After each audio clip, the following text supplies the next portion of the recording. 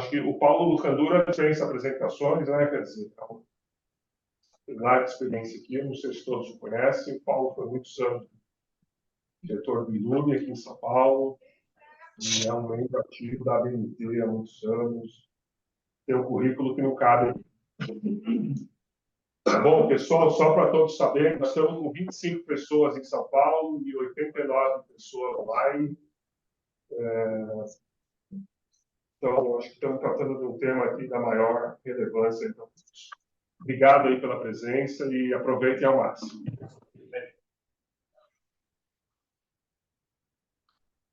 Bom dia a todos. Agradeço o convite da PSIP. Deixa eu me apresentar. Eu, entre aspas, sou o padre. Eu sou engenheiro mecânico, não sou engenheiro eletricista. Sou técnico em industrial em eletrotécnica de competência.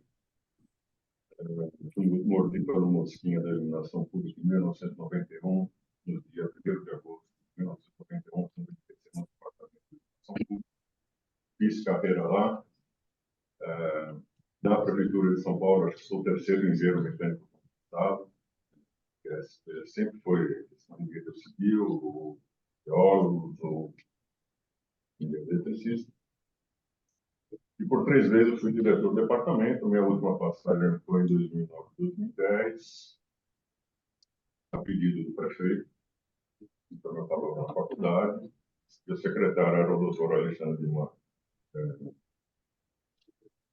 Eu sou da época, para me situar, eu sou considerado um dos dinossauros dele. Sou da época do vapor de Mercúrio, quando ainda o que regulava a iluminação pública, a questão de fornecimento, era a portaria do DINAI.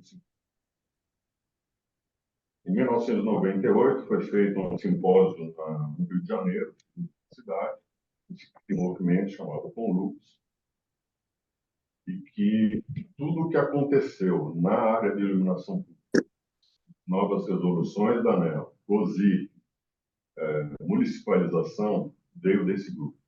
Conseguiu? Bom, vou mostrar que eu não sou tão a BNT tem vários comitês. A gente pertence ao Comitê Brasileiro de Identidade Eletrônica e Informação. E a Comissão de Estudos, essa última em vermelho, a C0334, aplicações luminotécnicas de ambientes fotométricos, e um subgrupo lâmpadas de equipamento de iluminação. A norma. Foram 7 anos de trabalho, 4 coordenadores, 3 consultas nacionais, e as referências normativas que foram adotadas foram essas. A EN 321, que é uma norma europeia, 2 normas da Associação Nacional de Iluminação, que eu sou representante do Brasil, a divisão 4, iluminação e sinalização e transporte, e área de externo, e a norma americana FTO. E aí a gente tem que colocar em ordem. Tem alguém com o microfone aberto? Colocando você tem a CIE, que é a Comissão Internacional de Iluminação, ela faz as recomendações. Você tem 2 grandes grupos, a norma europeia, que é a EN, a americana, que é a IESA, que já começa a não ter mais apenas as recomendações, e depois tem cada comitê nacional. A própria EN 13201, em países da Europa, elas têm modos diferentes de tratar os outros, cada um com a sua particularidade do país. É a mesma coisa que é adotada aqui. E nós temos a particularidade, assim, a gente adota coisas das duas. Basicamente, o grande escopo foi aí. Quais eram os pontos polêmicos dessa norma? A tabela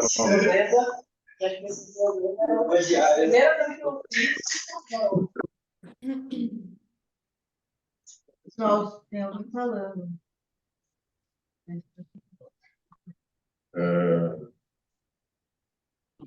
Mas tinha...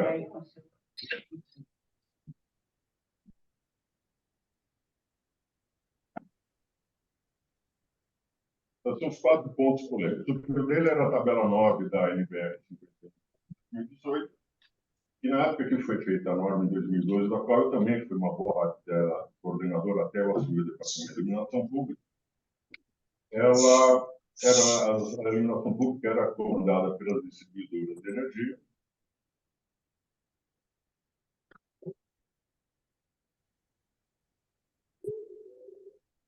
Não está mexendo.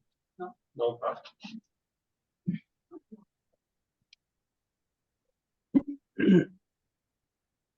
E essa norma ela foi feita, essa tabela foi feita para haver comparação entre produtos por conta das distribuidoras de energia. As distribuidoras têm até aquela associação Abrad e elas queriam ter um banco de preços e tabelar para ganhar em questão de produção de escala e preço essa tabela foi feita. E ela passou a ser usada.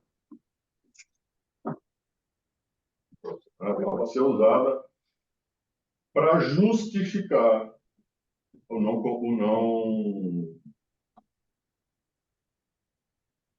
para justificar o não uso, ou não aplicação da norma, ou dizer, a norma não pode ser aplicada por conta dos espaçamentos, né? E não era.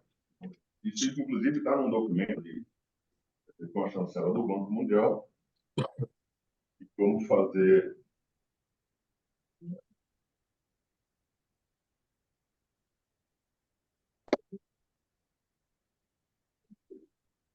como os outros problemas eram a questão da iluminação, as questões de critérios de iluminância.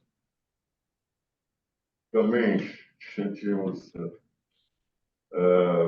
e o ponto mais tem a questão do bug, da classificação fotométrica dos luminárias, que é a classificação bug, backlight, uplight, glare, que advém da norma americana e da Associação Dark Sky, que é uma associação que cuida da luminosa, basicamente, e a famigerada temperatura de cor. Eu pensei que era para você ter colocado ontem, você pegou ontem. Põe tudo no aberto, né? Precisaria de Parece Érico. É o Érico, né?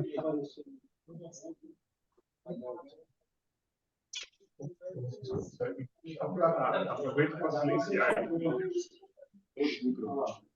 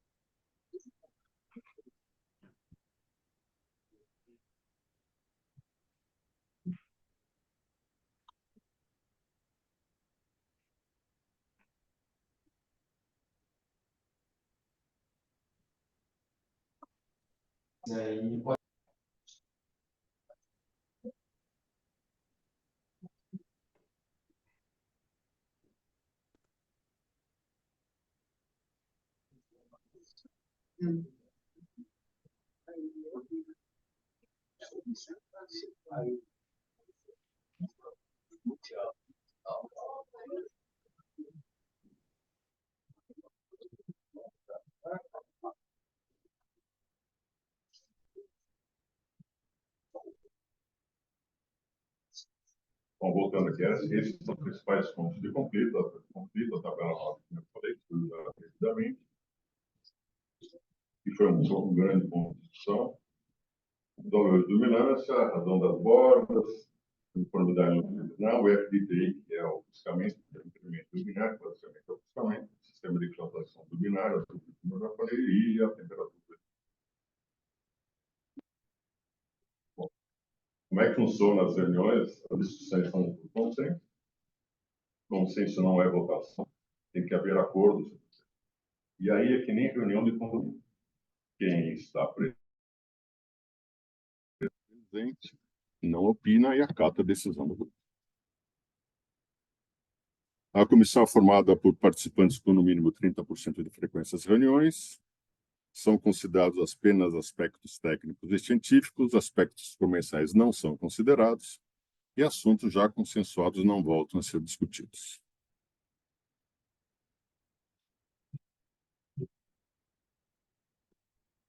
Saiu aqui. Bom, esses foram os resultados das 3 consultas nacionais.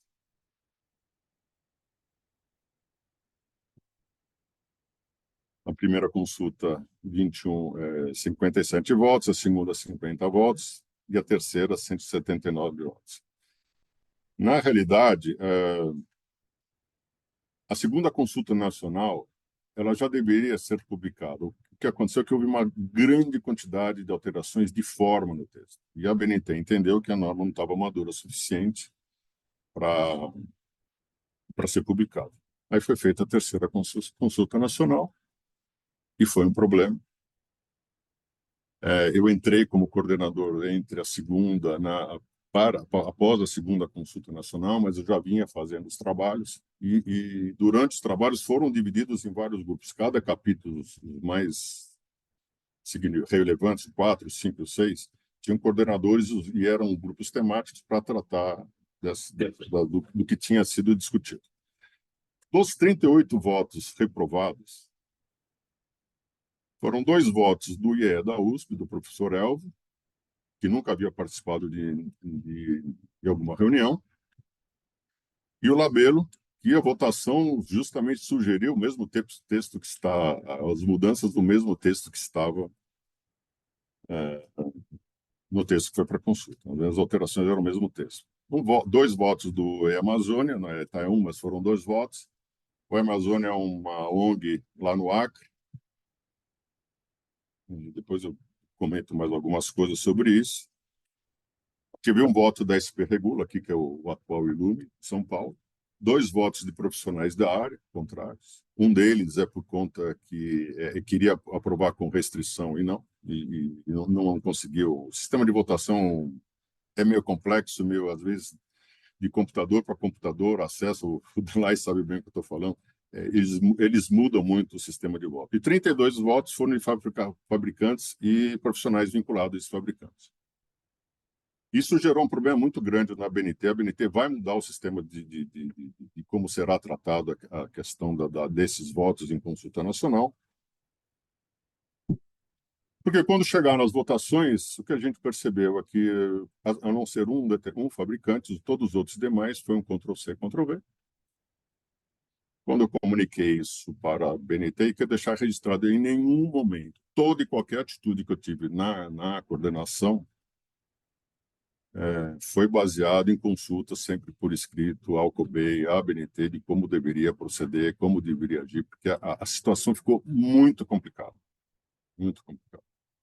Quando eu assumi a coordenação, havia um rompimento entre a coordenação da comissão, o COBEI e a BNT. Da minha participação, eu não tenho o maior número de participações, eu me afastei um tempo da norma, fui chamado a voltar, porque a coisa não andava. E o Dalai deve lembrar. Minha primeira participação na reunião, quando eu voltei, se apresentou e eu, num determinado momento, eu falei assim, espera aí, vocês estão malucos? É isso que vocês querem? E aí vou dizer, pela primeira vez, a minha opinião a respeito disso. Eu não gostaria, mas eu não era para votar aí no 13.201. A gente não tem material humano com conhecimento técnico suficiente para incorporar o que a EN diz. Mas o consenso disse, e eu respeitei e lutei por isso, trabalhei por isso. Bom, então, voltando a essa questão dos fabricantes, foi um problema muito grande, porque a BNT vai ter que mudar isso da maneira como votar, porque... E o pior é assim, que tinham pessoas que participaram das reuniões por consenso e aprovaram o texto e votaram contra. Bom, acabou de novo.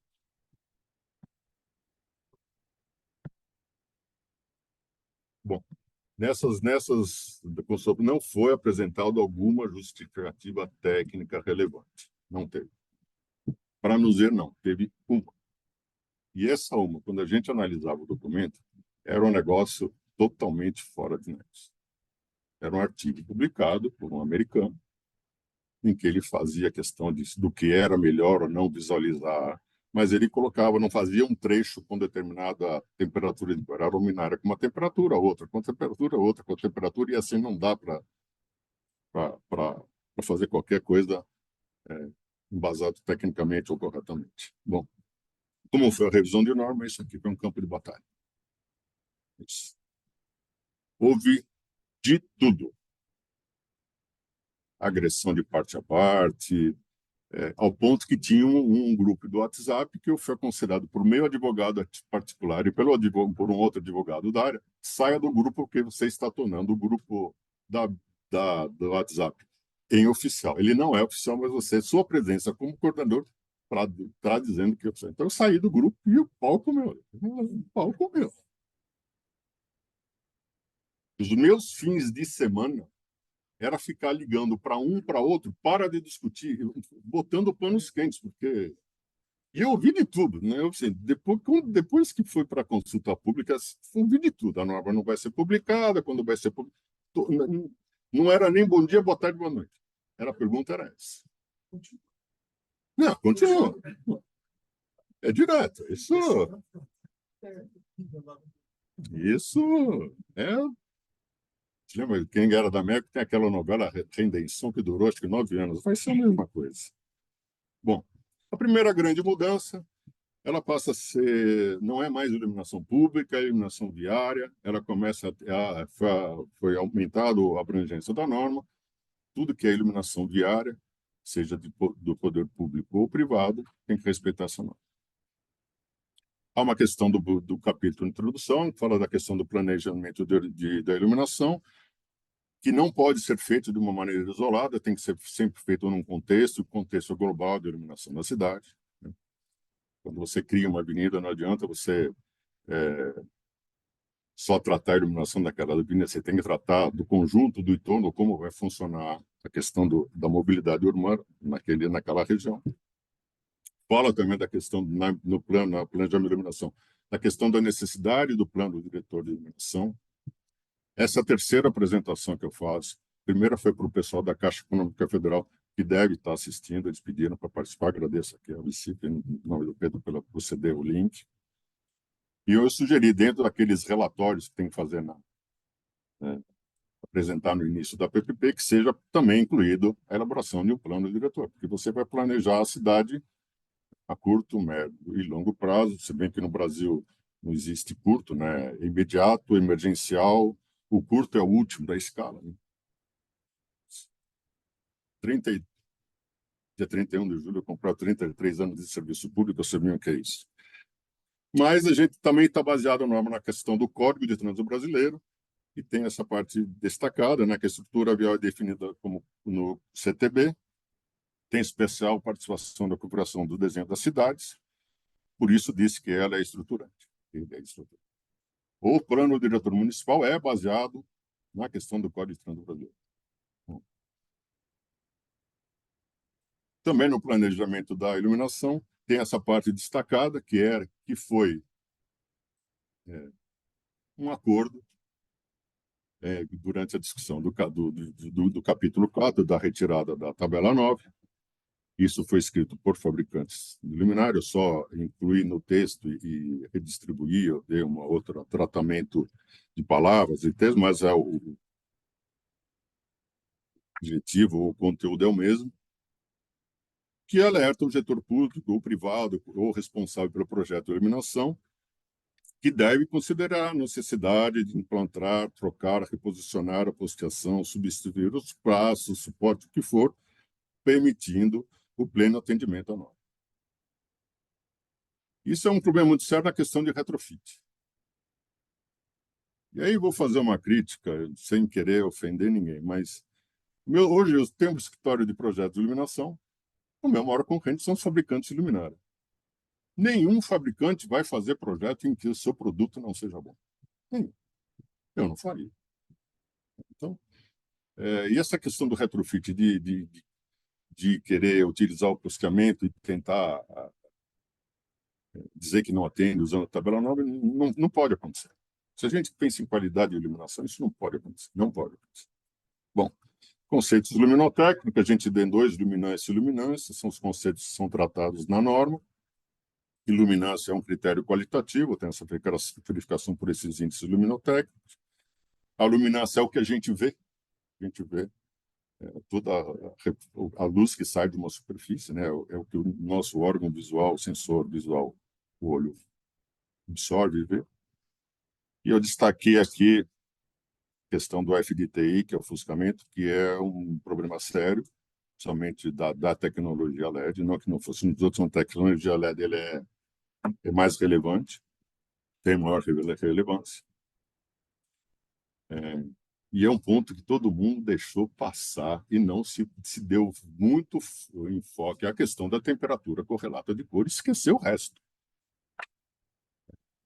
Para vocês terem ideia, quem tiver exemplar da 5101-2012 ou 2018, a diferença delas foi algum acerto de símbolos em tabela, rasga, joga no lixo. Talvez o lixeiro não queira nem levar, não serve para nada. É documento histórico. Que demorou 10 anos para fazer, 12 anos. Bom, seleção de vias conforme o Código de Trânsito Brasileiro, vias urbanas, vias rurais, esse tipo de distribuição, chama atenção para a questão de via local. Vias rurais, rodovias e estradas, diferente de estrada e rodovia, que estrada não tem pavimentação. E aí começa a grande discussão, e essa foi um slide que eu já incluí depois das últimas duas apresentações, porque agora foi o tema do momento. Questão das vias, a definição, isso aqui são conforme o Código de Trânsito Brasileiro, artigo 60, artigo 61, anexo 1. Tem a definição em vermelho, que é via urbana, e de baixo em destacado, que é via local. Mais para frente vocês vão entender o porquê disso. Via local, aquela caracterizada por interseções de nível não semaforizadas, destinadas apenas ao acesso local ou áreas restritas. E acho que no artigo 61, ele estipula que a velocidade máxima permitida quando não sinalizada é 30 km por hora, ou seja, tem tráfego motorizado. Estão dizendo por aí que é via exclusiva, de pedestre, via fechada. Não é isso.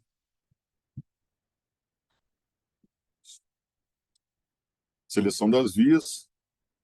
A gente tinha, na norma de 2018, eram duas classes, classe B e classe P.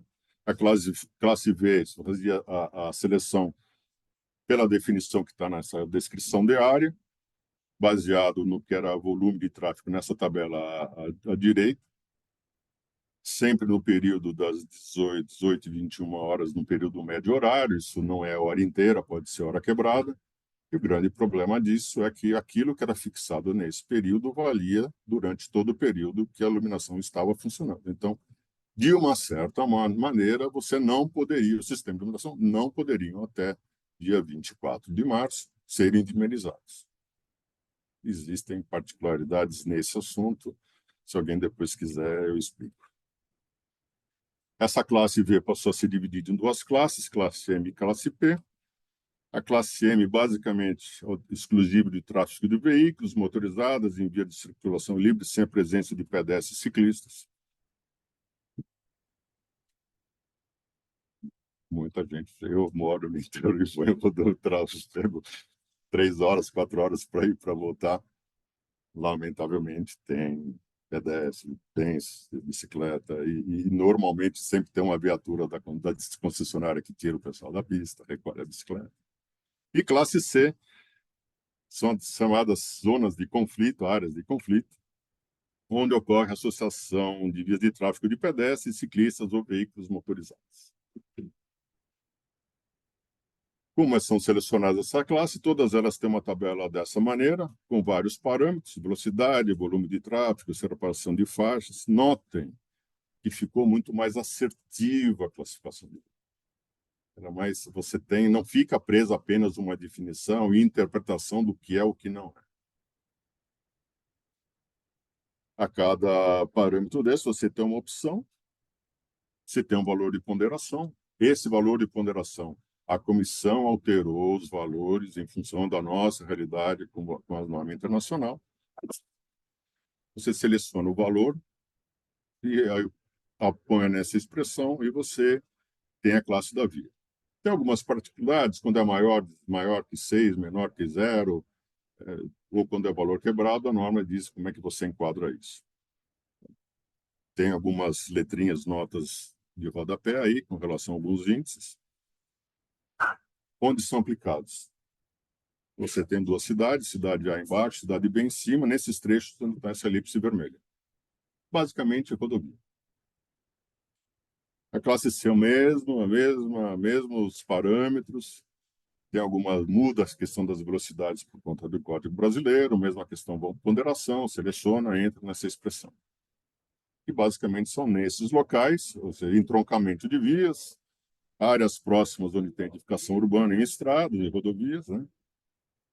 Trevos, acessos, chama-se dispositivos, né, o termo técnico disso. E também nas áreas urbanas. Então, a classe C, ruas no meio urbano são classificadas como classe C. E aqui começa a fazer o paralelo de como a gente seleciona as classes guias e os índices técnicos associados. Na classe V, nós tínhamos 2 critérios de projeto, luminância e iluminância para V1, V2, V3.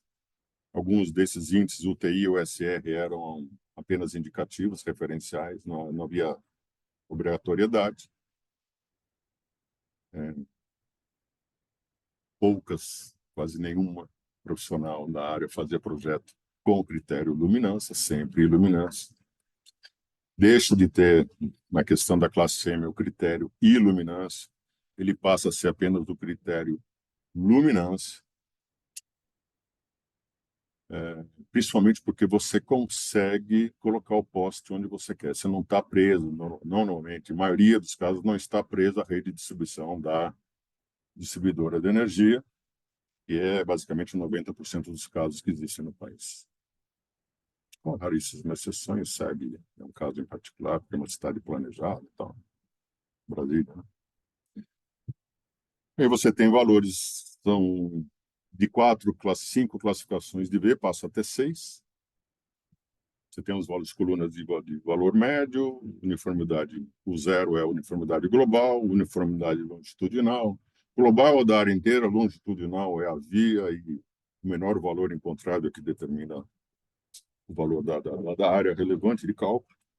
Você tem o incremento liminar, o F de TI, que tem que sempre menor, e isso trata do ofuscamento, e R, razão das bordas, que é a relação entre a faixa, linhas gerais, a faixa de rolamento adjacente ao canteiro ou a acostamento ou área de pedestre. Então, no caso da classe C, também era o mesmo sistema, V, luminância e iluminância, deixa de ter o critério luminância, aqui foi um facilitador enorme, já que ninguém praticava, vamos adotar, e também não há. A velocidade regulamentar dentro da cidade é no máximo 50 km por hora. Não há, o critério de luminância não é necessário para esse tipo de velocidade. Se anda mais rápido ou anda mais rápido é outra questão. Aliás, né, todo acidente de trânsito que ocorre, primeira pergunta feita ao Departamento de Iluminação Pública, e eu vivi com isso durante várias vezes. Primeiro, sistema de iluminação estava operando? Segundo, está de acordo com a norma? E aí é um grande problema. Depois eu vou abordar o grande problema, mas é nas áreas de cruzamento. Eu não conheço nenhum projeto, nem de PPP, que leve em consideração no texto especificamente as áreas de cruzamento. O que está de uma maneira intrínseca é respeitar a NBR. E aí, eu fiz até malandragem numa determinada licitação. Eu fiz modelagem de Teresina, em que o modo de modelar Teresina foi seguido depois e foi aperfeiçoado, mas era uma espécie de um plano diretor. Teresina, Vila Velha, Consórcio Centro-Sul, Pelotas, esses dois não foram adiante por conta da pandemia, pelo BNDES, pela Caixa Toledo e Corumbá, e fiz Macapá, diagnóstico da rede em Macapá. E numa dessas, daí eu fiz numa outra que eu não modelei, fiz uma pergunta: escuta, vocês estão fazendo o cálculo da norma via EN pelo software, mas a EN não vale no Brasil, que vale a NBR 51 anos. Foram 6 meses de licitação parada para discutir esse problema, até que um deles me ligou: escuta, me explica o que você quer que eu responda. Aí eu respondi. mas para ver. Bom, passa a ter essa questão de 5 classes que era V, passam a ter 6 classes, com numeração que vai de 0 a 5. Você tem os valores de iluminância média, os valores de uniformidade global e o incremento limiar. E aí, gente, todo mundo, né, focou na temperatura de corpo relato e esqueceu disso. Esse é um parâmetro qualitativo que vem do conceito de iluminância. Essa tabela é a tabela da CE científica. Isso aqui é o ofuscamento. Ou seja, não adianta mais querer trocar luminária sem mexer, sem levar em consideração a possível substituição do braço do suporte da luminária. Não é. Isso aqui vai limitar a questão do ofuscamento. E pega. Então, Delay é testemunha. Quantas simulações nós fizemos da norma? Foi na casa de 4.000, 6.000, não foi? Um número desse todo mundo. E assim, grande vontade. Vários modeladores, fabricantes, desmodelagem norte, nordeste, centro-oeste, assim, de um aspecto geral bem do Brasil. Redes norte, nordeste tem um sistema de fazer, sul, sudeste, centro-oeste tem outro sistema de fazer, até por questão de proximidade, tecnologia, custo. Então, e estabelecemos um facão. Ó, isso aqui não dá, isso aqui dá.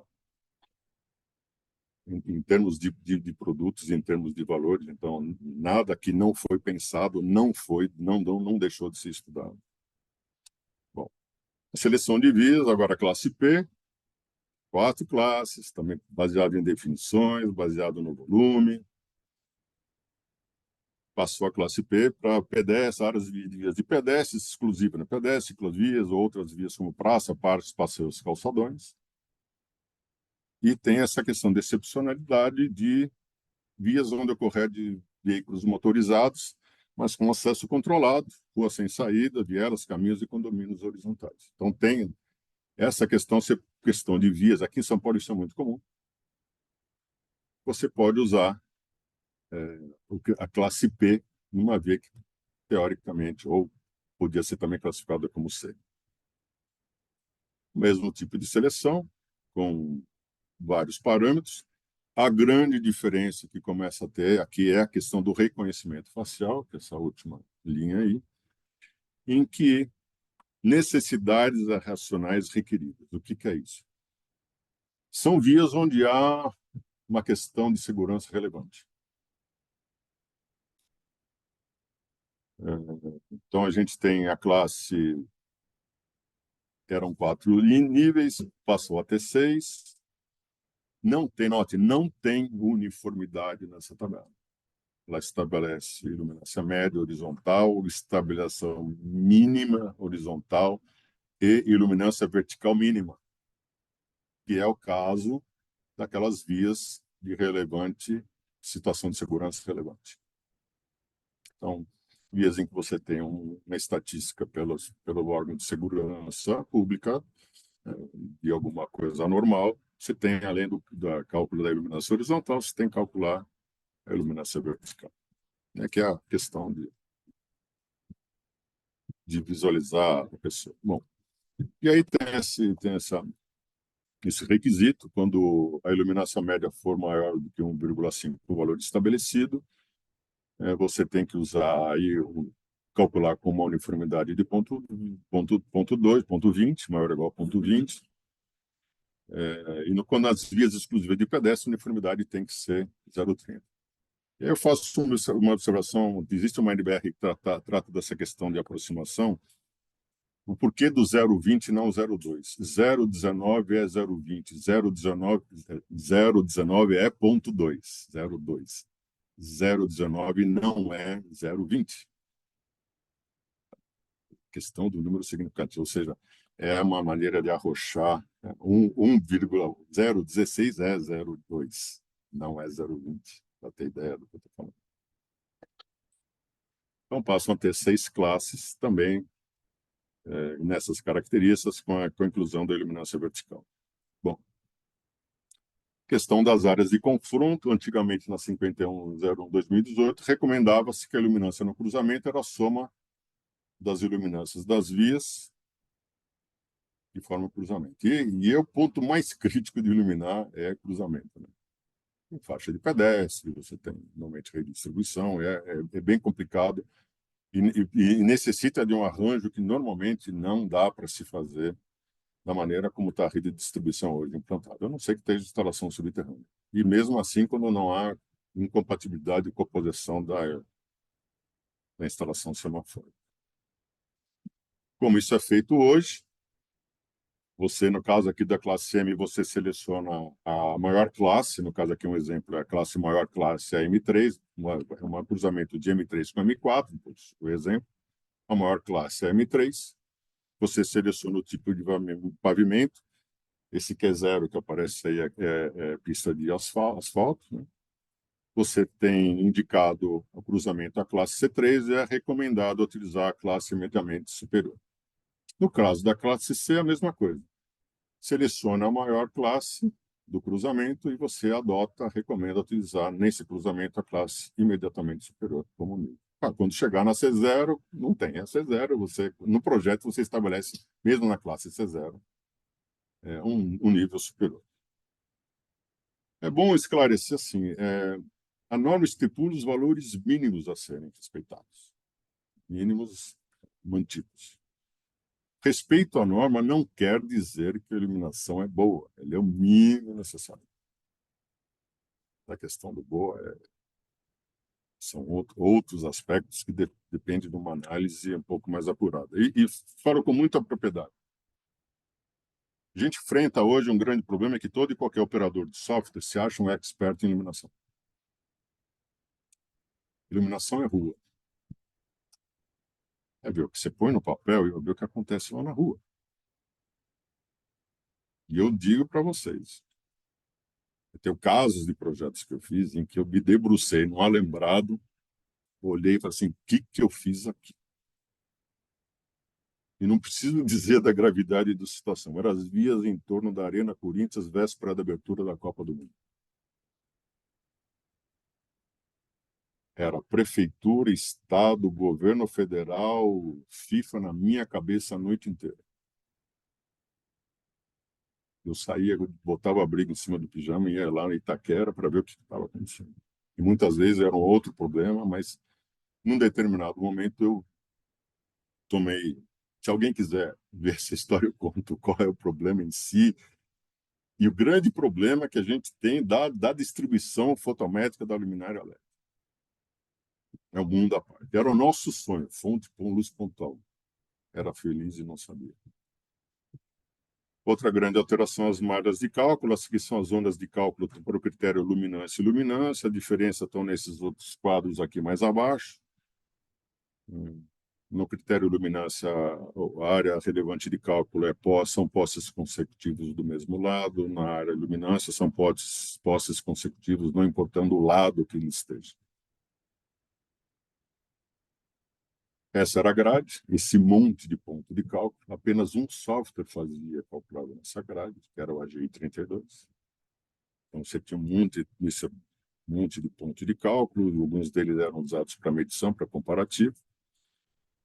Tinha a questão das calçadas, com largura igual a 3 era uma faixa, largura maior igual a 3 eram duas faixas, com essa distribuição que está aprontada aí, né, espaçada da medida pela metade, as outras bandas laterais B/4.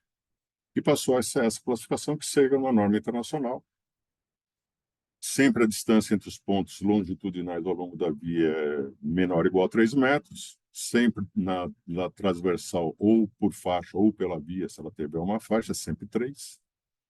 Se você tiver uma rua com duas faixas de tráfego, são 6, 3 faixas na transversal.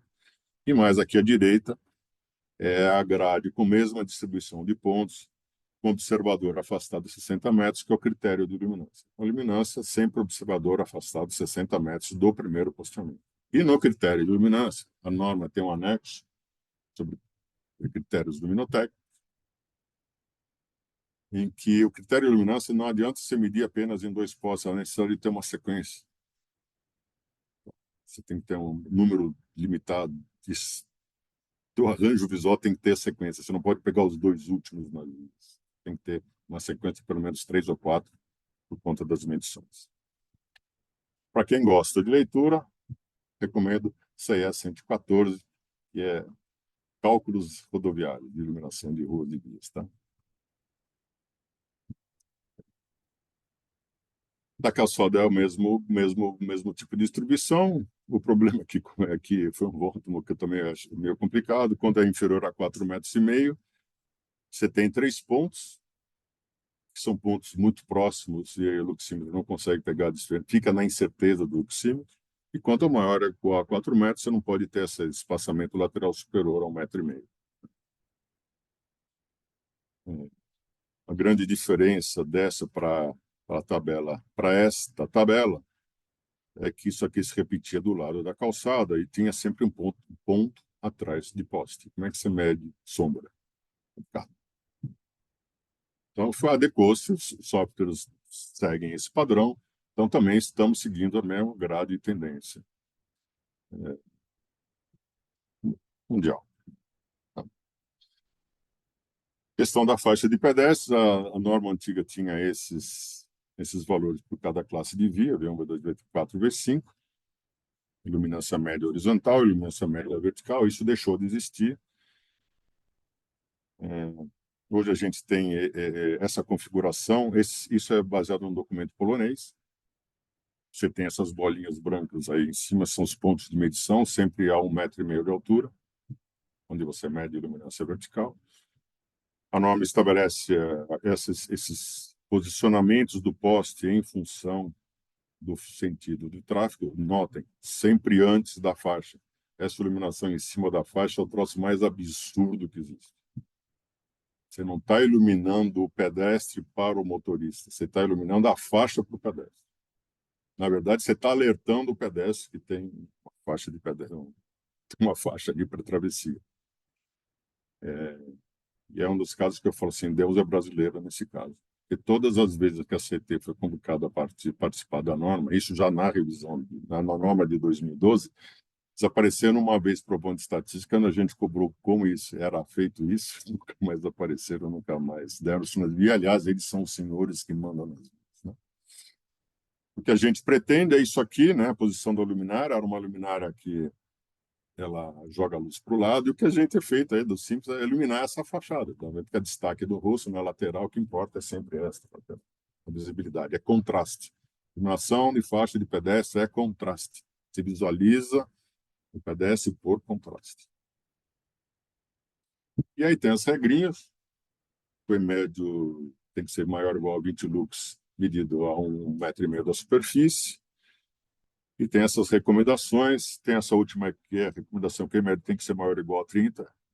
Em casos especiais, quando você tem uma luminância ambiente, por exemplo, uma loja comercial que tem aqui as fachadas ou vitrines que ficam iluminadas durante a noite. E nota, a iluminação de faixa de pedestre são aquelas exclusivas em meio de quarteirões, não exatamente nos cruzamentos.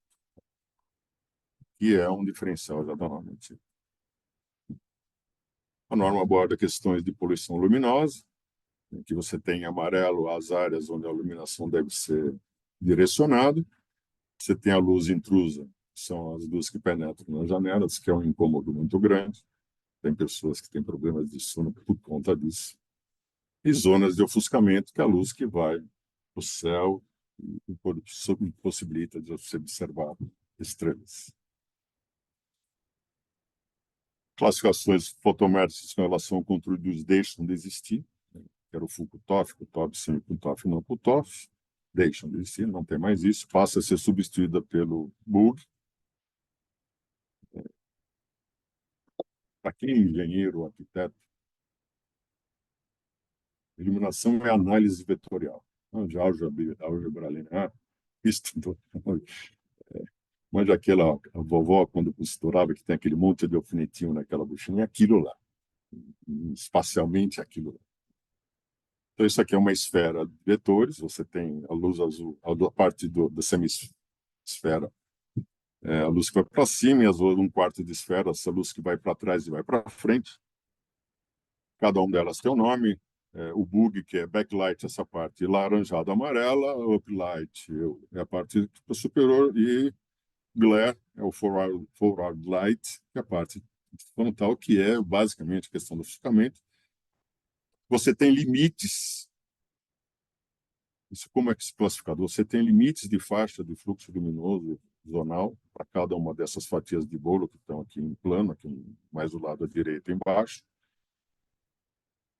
E aí você determina, então, como é que é a classificação da luminária? Vai ser por número B1, B2, G3, e cada um você vai saber o quanto é para o fluxo cada um. Isso era uma grande discussão, porque alguns participantes da norma achavam que a norma tinha que limitar isso, a classificar isso. Não é função da norma, é função do órgão regulamentador, assim como ele limita algumas coisas. Bom, espacialmente, isso aqui, em termos de plano de luminária, é isso.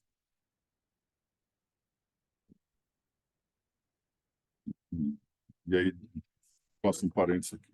Durante o período da norma, ocorreram algumas manifestações de caráter oficial direcionadas a mim, como coordenador da norma, não ao coordenador, aos meus cuidados, ao contrário, seria cuidar para mim, me responsabilizando por algumas questões de fornecimento, fabricante e dominantes, ou fabricação de